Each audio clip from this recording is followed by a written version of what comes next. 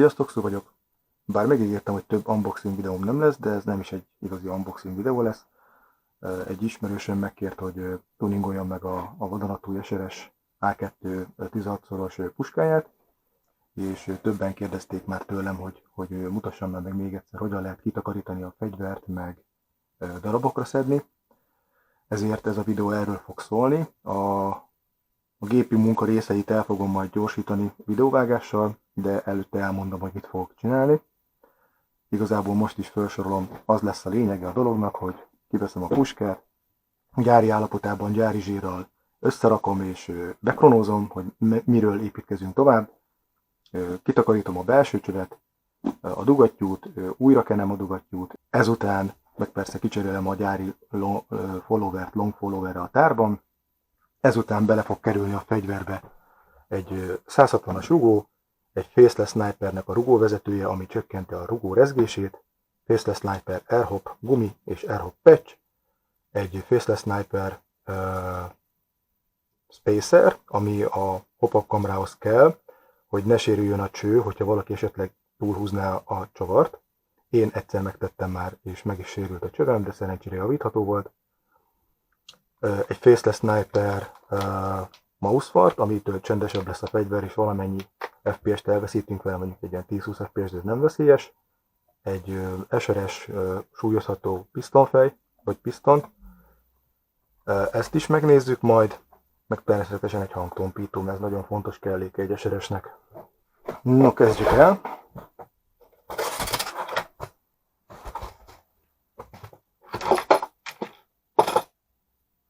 Na, itt a gyári rövid followeres tár. Ezt gyorsan megszerelem.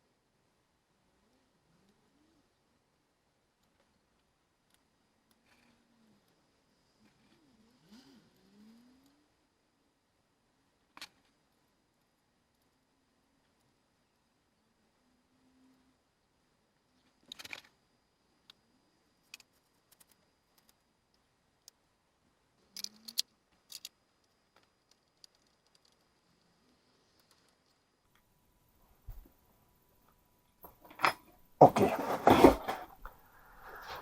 Ez megvolt. Kell ez, kell ez, kell ez, és a többi igazából már nem.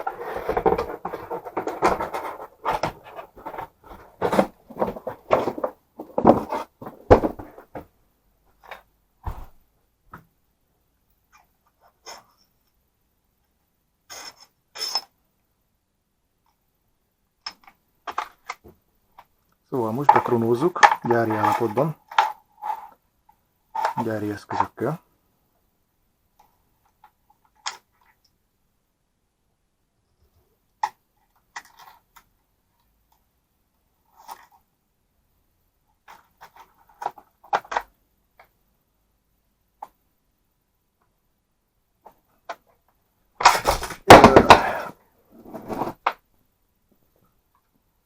Jó kis SRS alap jelenség, amikor nem kattam be. Ez még, mert még nagyon merev.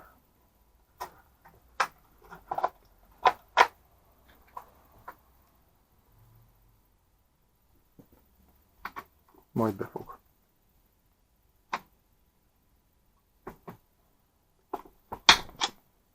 Pár ilyen után be fog járatódni. Oké, kronózzunk 20-as dB-vel.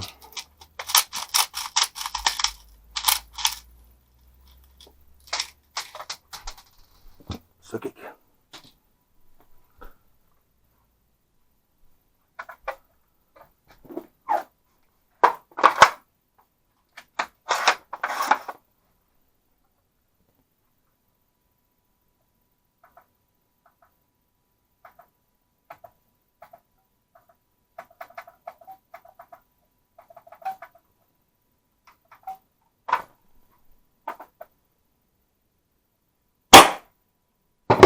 Három 65.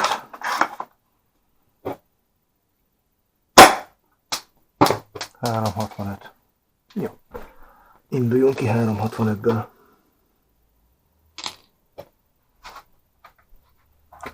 Akkor most pucoljuk meg.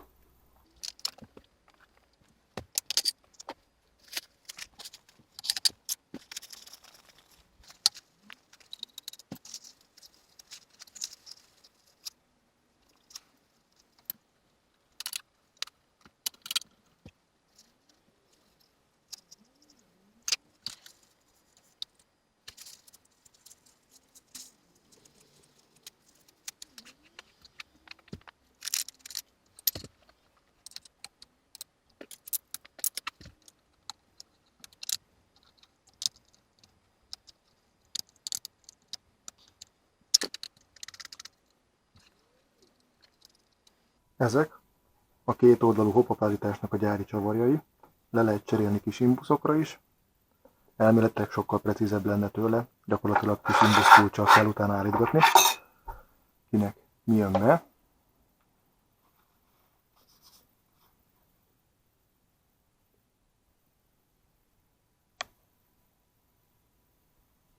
Hát, a cső az nem rettentően koszos, csak kicsit, de nem veszélyes, azért kitakarítjuk.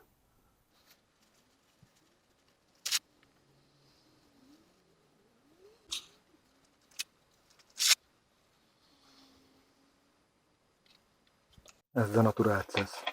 Sima Denatural Access. Nem teszi tönkre a hopapot, ha rámegy. De azért úsztatni nem kell benne.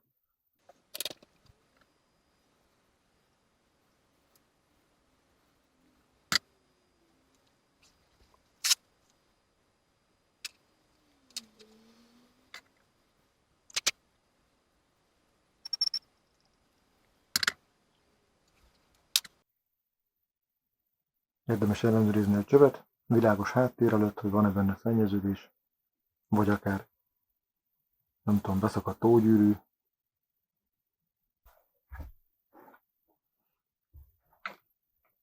Oké. A fegyver szétszedéséhez javasolt, szerintem,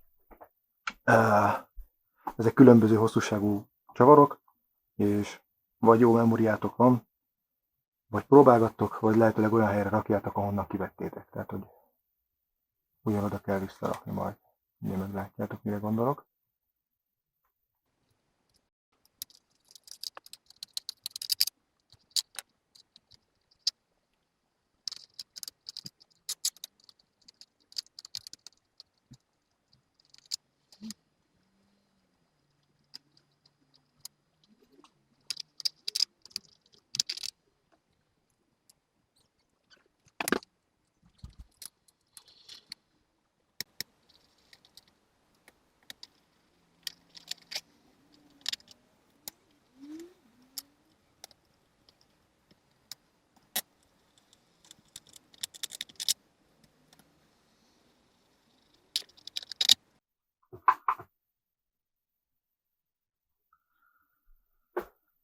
Hát ez ennyi. Ennyi belőle. Nos, elsütésnél ez mozog. Itt van egy kis karom. Ez akasztja ki, illetve akasztja meg a dugattyú seggét. A kis ógyűrű, ami innen kiesik, az itt szokott lenni, meg itt, ha jól tudom. Hatalmas funkciója nincs, de mindegy. Most nem akarom teljesen szétszedni, megmutatni az elsütő billentyűnek a állítását, de a túloldalt van még egy ugyanilyen QD, sling, swivel, nem tudom micsoda akasztó, amiben belemegy ez a QD sling akasztó. A túloldalt is ki kell csavarni, akkor ez az egész kijön, és ott van egy imbusz, két imbusz, azokat ki kell lazítani, hogy ennek a mozgását lehet jobbra-balra állítani, és akkor ha hátrébb van, akkor magasabbra megy, ha előrébb van, akkor alacsonyabbra megy elsütés közben ez, illetve ez az együtt mozgatott kis kampócska. Ennyi múlik. Tehát, hogyha a fegyvert nehéz elsütni, nehéz, mert túl magasan van, akkor úgy kell állítani, hogy előrébb toljuk egy picit, megcsavarozgatni, összerakni, lőni, hogy jobb-e, de leginkább azt szokott történni, hogy vagy túl alacsony alapból, vagy megkopik, mert erős a rugó és sokat volt használva, és akkor felhúzott állapotban hajlamos magától is elsülni, akkor ezzel muszáj orvosolni, mert balesetveszélyes a fegyver. Nos, én amit szoktam csinálni, aminek inkább csak lelki okai vannak, mert önmagában a mousefart és a hangtompító rengeteget tompít. Ezeket így párosával felrakom, hogy tudjam, hogy melyik honnan jött, és alulról vagy fölülről. Szóval ezekben az üres helyekbe szeretnék majd vagdosni, ahol nincsen mozgó alkatrész, ilyen szivacsokat. Ezt majd nem fogom túlmagyarázni, fölgyorsítva megnézitek, ha érdekel titeket.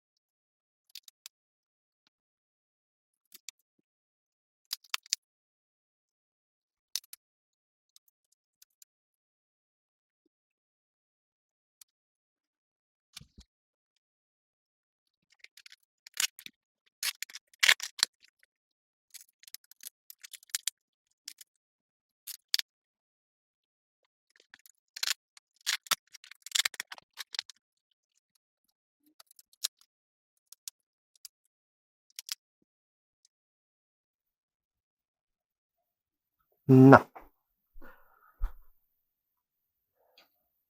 természetesen nem a legszebb, amit műveltem, kívülről nem fog látszódni. Szétszedni a fegyvert ilyen szinten apró darabokra csak akkor kellett, ha az elsütés miatt állítani kell ezt a magasságot.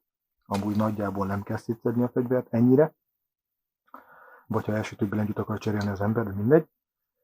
Ezek kívülről egyáltalán nem látszódnak, valamennyit biztos, hogy tompítanak a hangon, ami ebbe az irányba terjed, mert leginkább az ellenfél felé fog a hang távozni, és azt a légfék és a hangtompító hivatott tökéletesen tompítani. Szóval, ja, ez egy ilyen kis helyi megoldás. Lehet, hogy matematikailag kimutatható, hogy ér valamit, de egyébként meg úgy is lelőnek, mert mozogsz.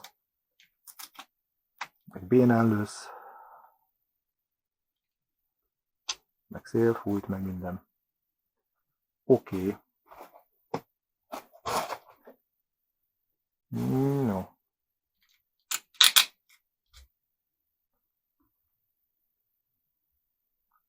És ógyűrűt megpróbálom összerakni. Így.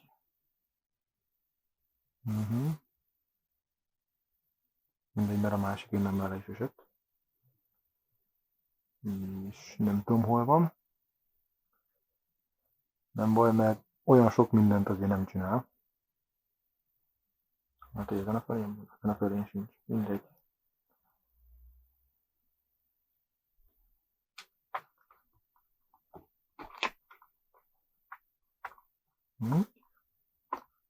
Nézzük meg, hogy nem lóg-e ki valahol nagyon. Nem túl vastag.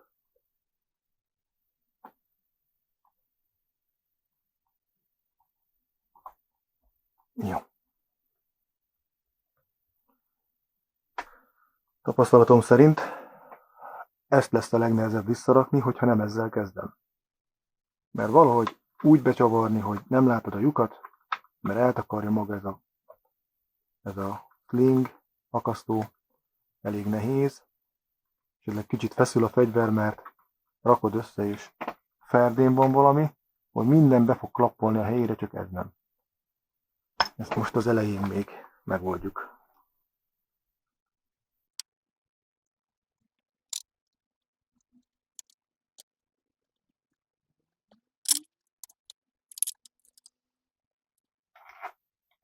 Itt a tár körül, ha túlhúzzuk, akkor akadni fog esetleg a tár, ha meg nem eléggé húzzuk meg, akkor nem pattan be, és könnyen ki tud jönni magától a tár, ki tud esni. De hát ezt utólag is tudjuk állítani, majd megnézzük.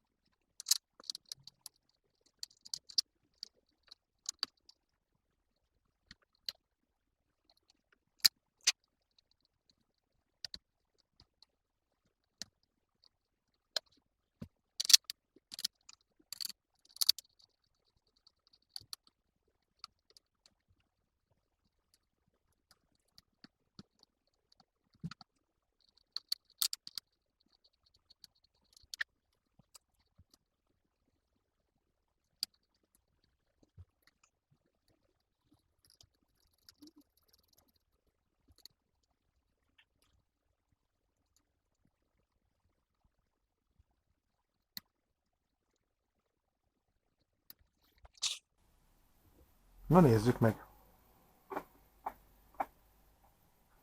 Ezt már most érzem, hogy szorul.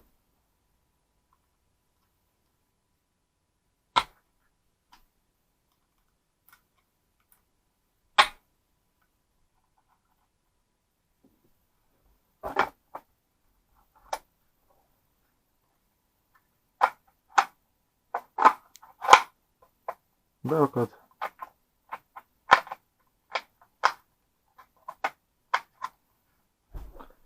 Beakadni beakad, csak szorul.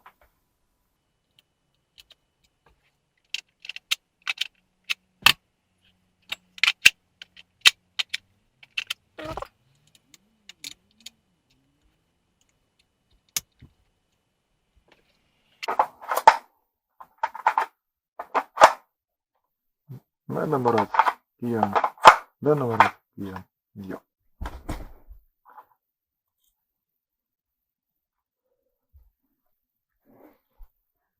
Akkor tegyünk bele hobakot.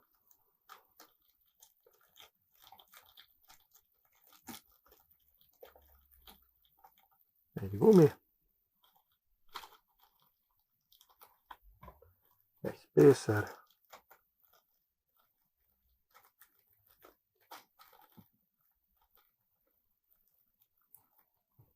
Egy airhoppecs.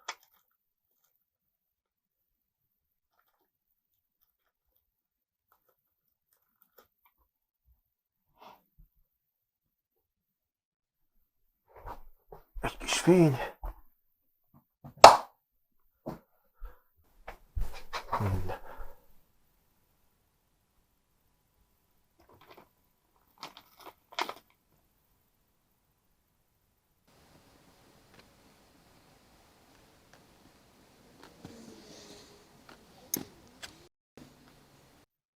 amivel el lehet a csövet rontani, hogy van itt ez az imbusz, meg ez az imbusz, ami rögzíti a csövet a kamrában. Ha ezt itt túlhúzom, akkor ez egy részcső, még csak nem is acél, mert a tunincsó az acél, ezt ugye el lehet görbíteni, vagy deformálni, vagy akármi. Na itt a gyári gumi, ezt levesszük, ezt is, ennek a helyére megy be a spacer, így ide, még egyszer belenézek a csőbe, hogy tiszta-e, tiszta, airhop-patch,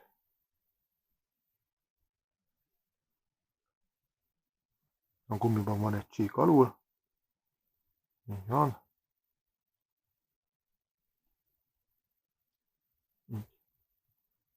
így,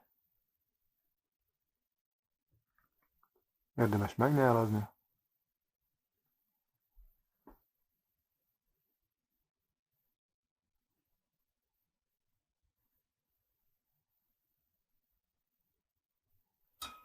belenézni a csőbe, hogy nem lóg be valahol, már most előre.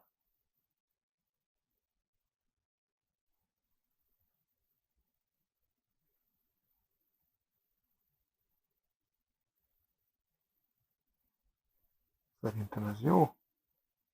Oda becsúsztatni ezt a spacert, és most meghúzni.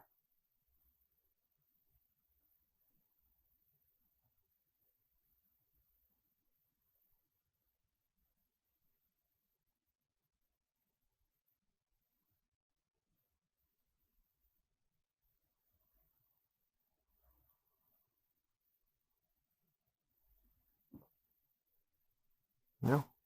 Így jó. Ennyi volt a gumicsere.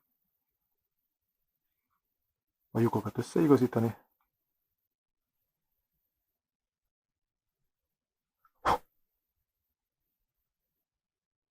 Jó, jó.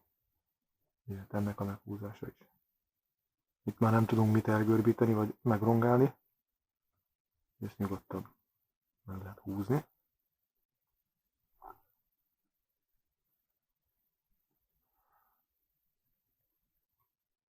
Így. No.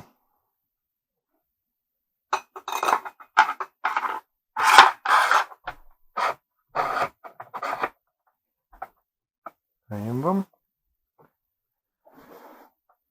Érdemes még egyszer letesztelni, hogy belemegy a hop-hop állító csavar.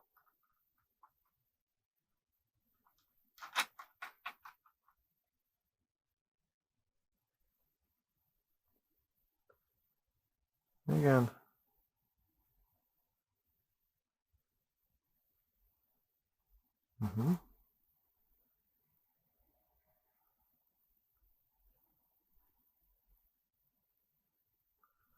Az a tapasztalatom van,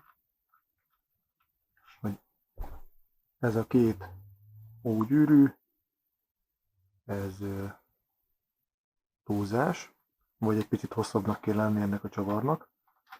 Így mélyebbre lehet tekerni ezeket a csavarokat. Ezáltal jobban meg lehet nyomni a hopopot. Jobban meg lehet pörgetni. Mert az ember így bele tud nézni, most a kamerán nyilván nem fog látszani, de bele tud nézni a csőbe, lehet látni, hogy mennyire nyomja meg a gumit, melyik oldalon. Így kb. Egyenes. Jó. Ezeket majd visszarakjuk valahova.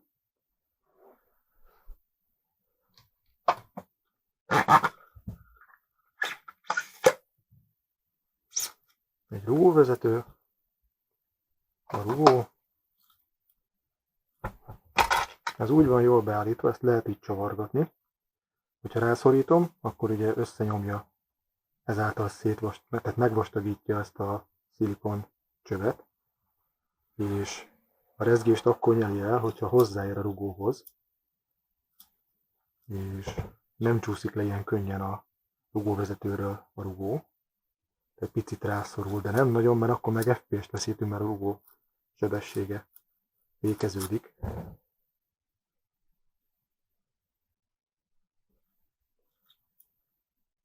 Nagyjából így. Jó.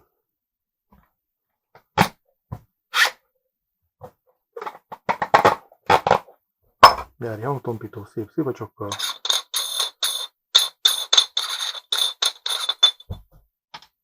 Azt lehet látni, hogy úgy csinálják, hogy kisebb lyukú és nagyobb lyukú szivacskarikák váltakoznak egymás után, ezzel is fokozva a hangtompítást.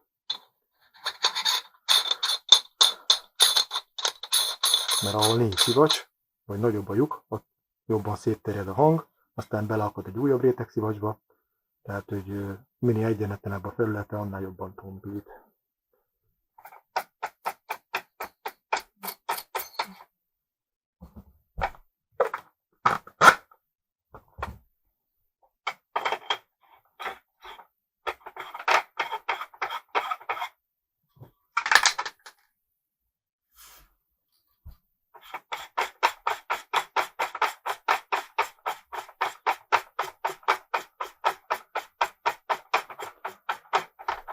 Így. Az imbuszok nagy részére már nem lesz szükség.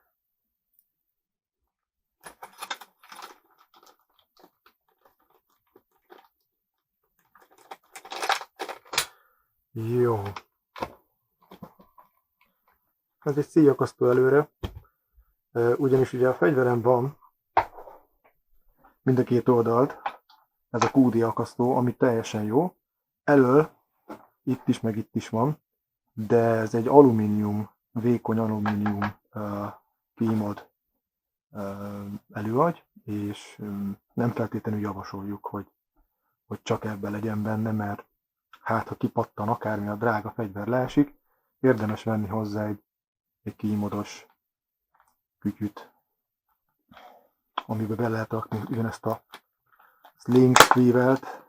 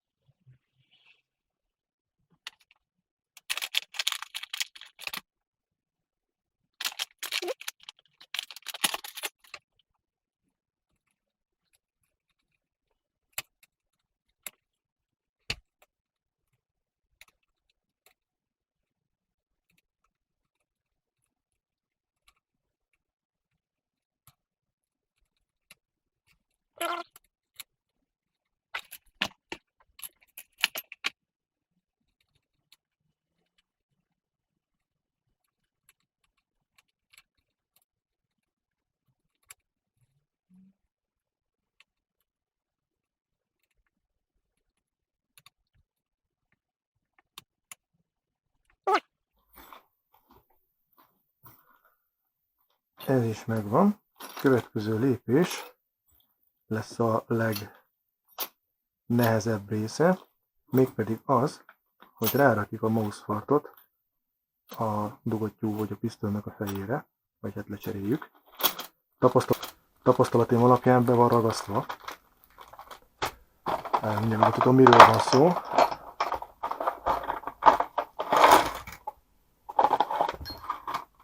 Tehát ez egy dugattyú, vagy piszton, mindegy. Erre lehet súlyokat felrakni. És a mousefartból van két variáció. Az egyik, az csak egy cup head, ami olcsóbb, de elméletileg tartósabb a drágább verzió. Ez. Tehát a cup head az körülbelül ennyiből áll, amit itt látunk, csak egybe egy ilyennel. Tehát így néz neki. Ilyet lecserélni nem nehéz, le kell így pattintani, és oda bepattintani a mousefart cup headet. Ez teljesen jó, így. Csak hogy nekünk ugye ez van, és ezt ennek a helyére kell berakni, de ezt általában berakasztják a nagyszerű mérnökök. Majd mindjárt ki is derül, hogy ez most be van-e ragasztva. Azt hiszem egy 12-es kulcs kell hozzá.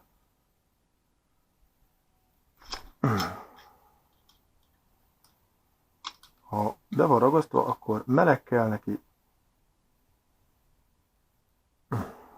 Ez be van ragasztva. Elnyalja inkább magát.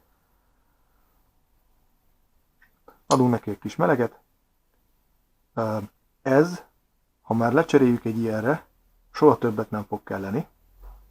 Ennek a kopó része, ami itt elkophat, ezt külön lehet venni a Faceless Snipernél, és le lehet cserélni. Tehát ez gyakorlatilag itt így is úgy is kukába kerül, senkinek nem fog kelleni. Úgyhogy én satuba fogom fogni, fölmelegítés után is lecsavarom. Nem hiszem, hogy ezt meg kell mutatnom nektek, el tudjátok képzelni, tehát gyakorlatilag megmelegítem itt lánggal, esetleg utána fújok bele WD-40, nem kenőolajat, hanem csavarlazítót, satuba fogom is, tiszta izomból megpróbálom lecsavarni, előbb-utóbb el fog engedni. Visszatérek. Nos, visszatértem. Szerencsére elég volt neki a láng, nem kell ezt csatúzni.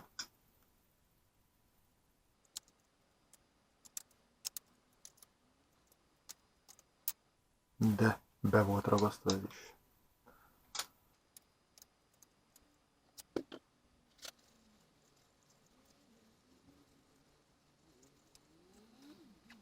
Jó. Mi sem egyszerűbb.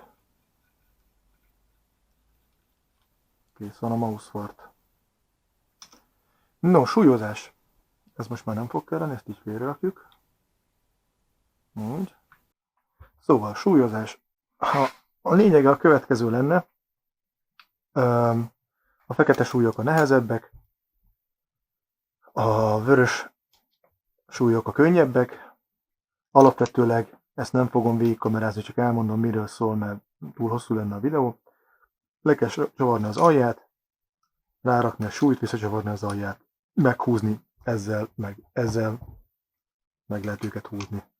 Tehát ez egy ilyen szorító elem, de igazából nem kell izomból meghúzni, mert nem fog szétjönni menet közben. De ezek csak erre szolgálnak. Szóval a szisztéma a következő, ezzel a rugóval, ezzel a rendszerrel súly nélkül lekronózom, fölírom FPS-ben, 0-20-szal, hogy 600 alatt maradjon, mert a MASZ ezt szeretné. Jó. Utána 48-as BB-vel, mert ugye ezt Sniper puska ezt 48-as BB-vel fogja használni az illető, 48-as BB-vel is rekronózom, de Joule-ra. 3,2 Joule alatt kéne maradnia. Valószínűleg lesz, nem tudom, 2,5 Joule, lényegtelen. És utána ezt jegyzetelni kell egy Excel táblázatban, papírlapon, bárhogy, hogy szépen sorba rárakni egy kicsi súlyt, újra kronózni 48-assal, ha növekszik a Joule, akkor még nagyobb súlyt rárakni, újra kronózni 48-assal, ha növekszik, stb. Előbb-utóbb eljutunk oda, hogy ennek lesz egy görbéje, és meglátjuk, hogy melyik súlyösszetétellel érjük el a legnagyobb Joule-t, ami még a szabály alatt van. Mert nyilván nem akarunk szabálytalan fegyvert összerakni, tehát 3,2 Joule-ig fogunk vele fölmenni 48-as BB-vel, mert hogy azzal játszik.